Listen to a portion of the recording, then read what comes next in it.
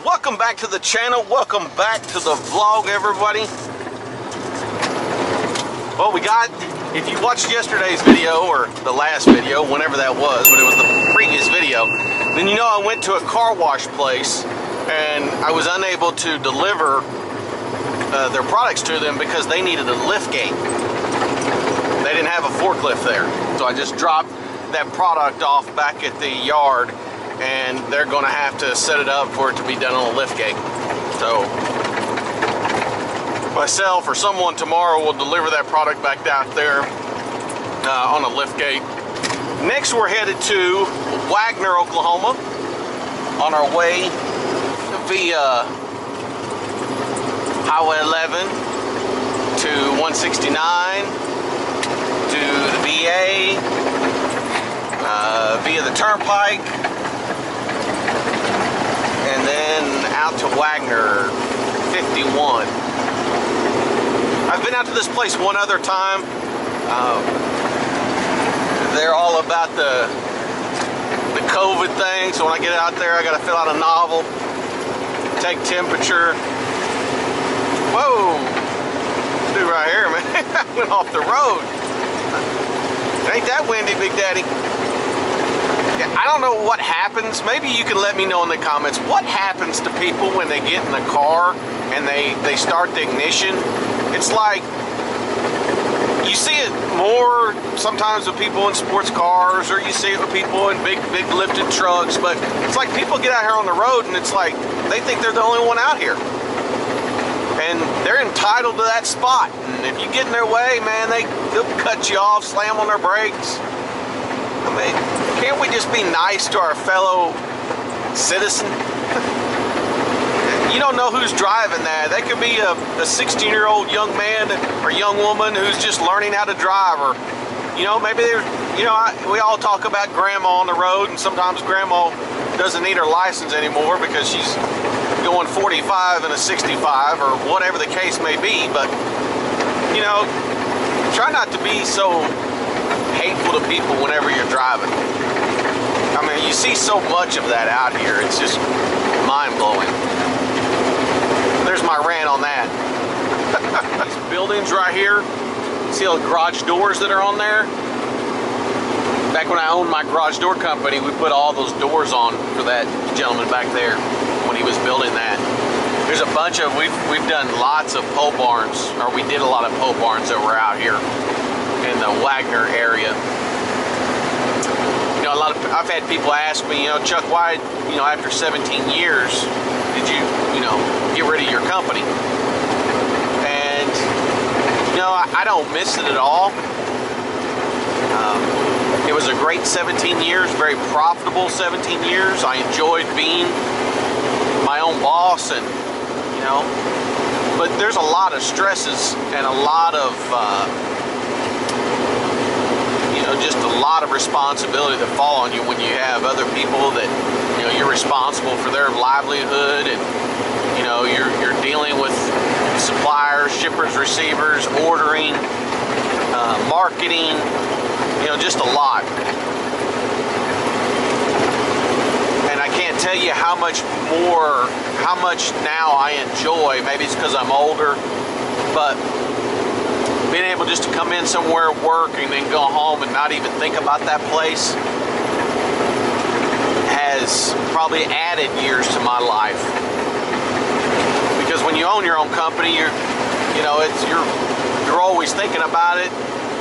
You know, I think over that 17 years, I may have taken a total of 7-8 days total off. Maybe 10, but not more than that. You know, I worked many times, 7 days a week, all the time. Doing after hours work, you know, taking care of customers. Their doors are off track, spring was broke, cars are trapped inside.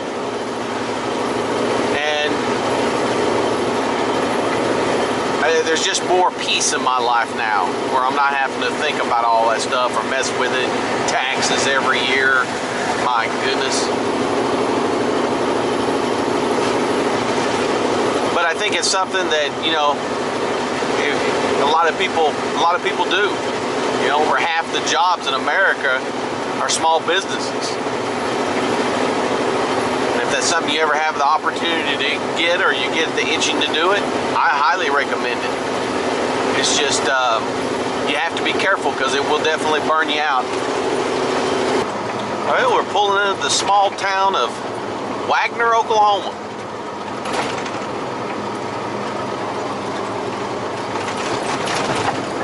We're going to be taking Highway 69 here. Again, this is that main thoroughfare. When I was heading up to Miami, Oklahoma yesterday, this is huge freight lane. That's why you'll see a ton of trucks that will be on this highway. Got them all up through there.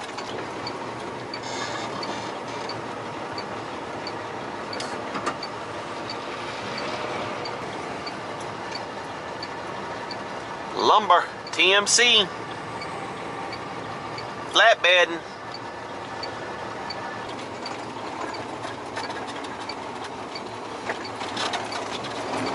Alright, we're going to go in here and talk to this lady and fill out all this paperwork. Alright, they've assigned us to door 1, which is back over there.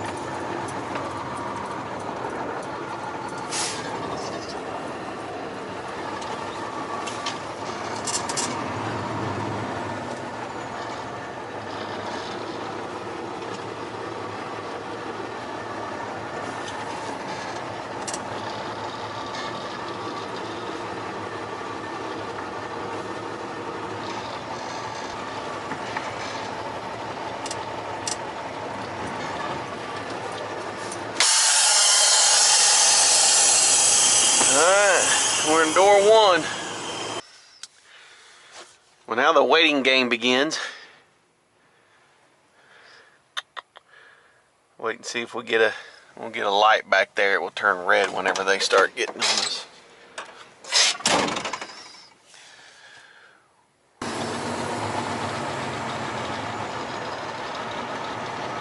Looks like these are carts and they're going to Lowe's.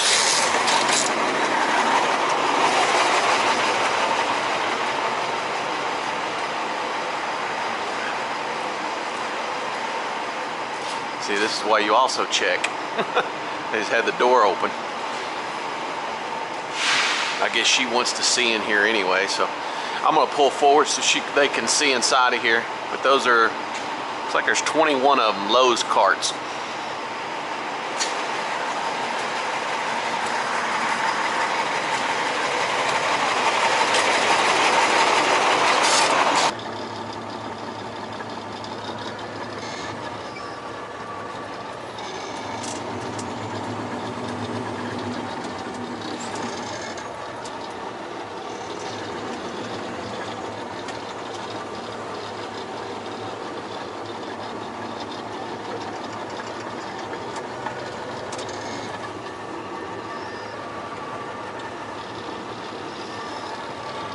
A little tight getting out of this place. That should be all right.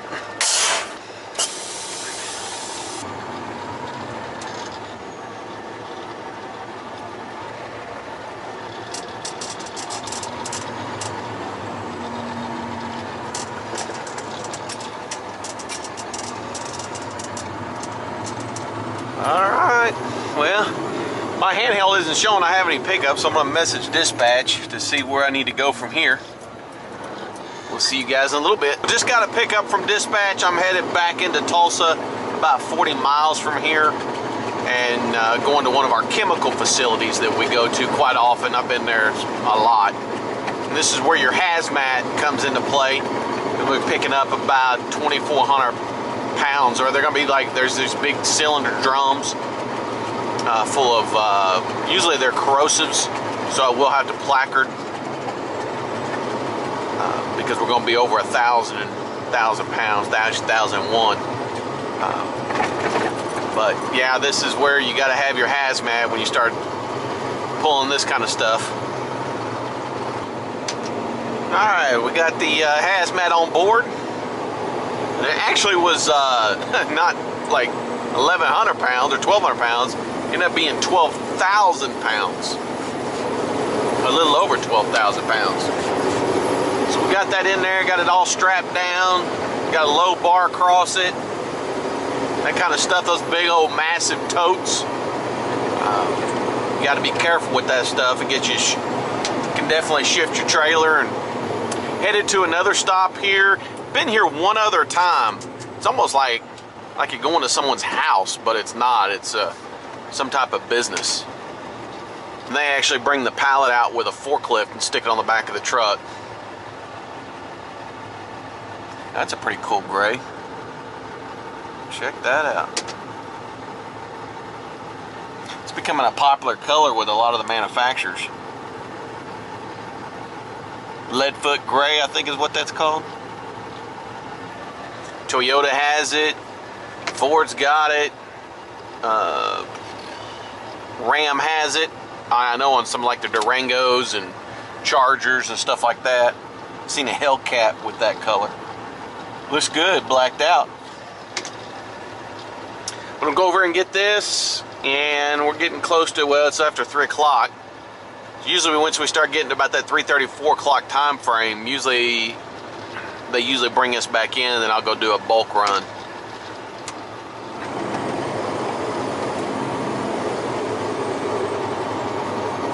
This place right here, the first time I ever came to this was in a van, was in a big truck.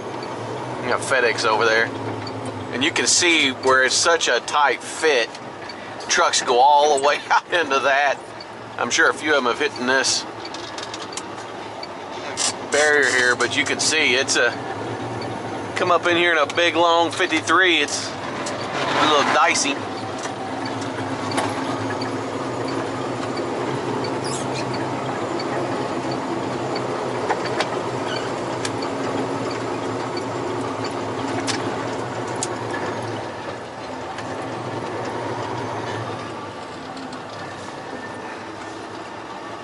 This is what they do right here. Stick it up there for you.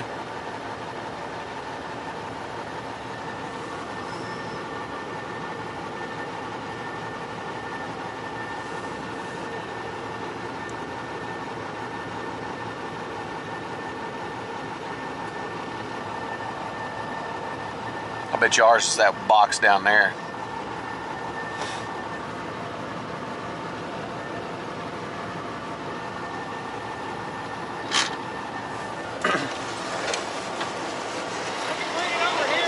Okay.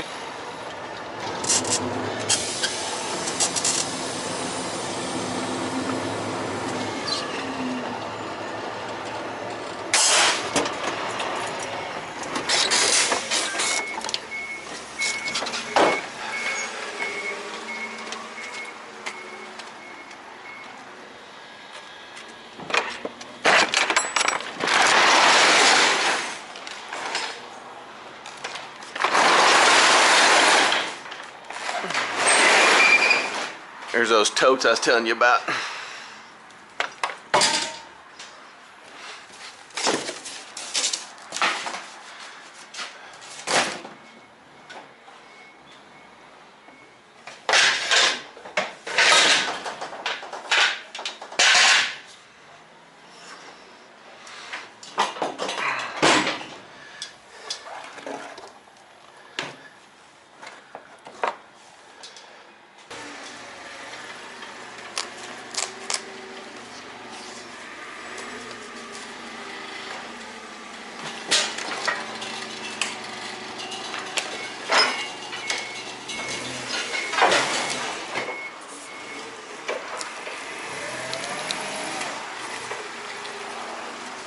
There you go, sir. Thank you. What we do is put the sticker, and this sticker will track. Called Pro number. Put it over here. It's all wet. And we take these little stickers right here, and we put these all over it. Usually, I'll put them on all the different sides. And as this thing goes through our system or goes throughout our network, when a driver or somebody sees it, they can look at that pro number and they'll have the bill for it. They'll be able to pull it up in a scanner. When they deliver it, they're able to see that this is the right, the right package. I use them all. Some guys don't, but I use them all. I'll just take all this though and scan it all in once I get in the truck.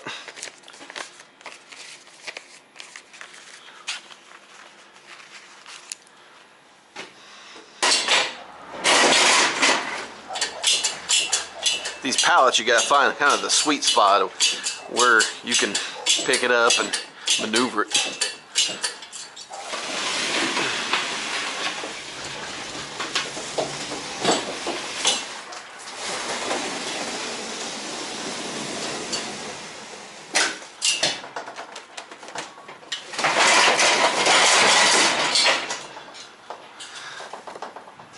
Put my wheel chock back down here. Wheel dolly, wheel whatever that is, stopper.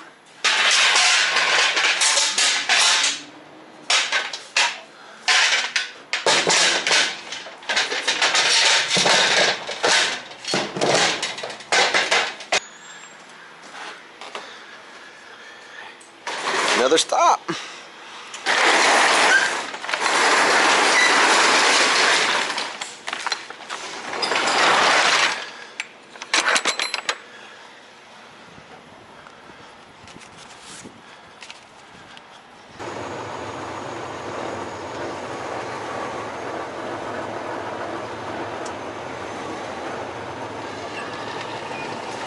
I'm waiting on another dispatch, so I'm actually going to sit right here. I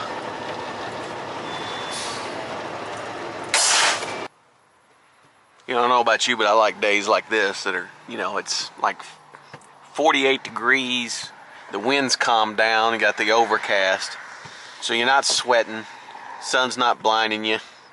Now don't get me wrong, I love the summer and the spring.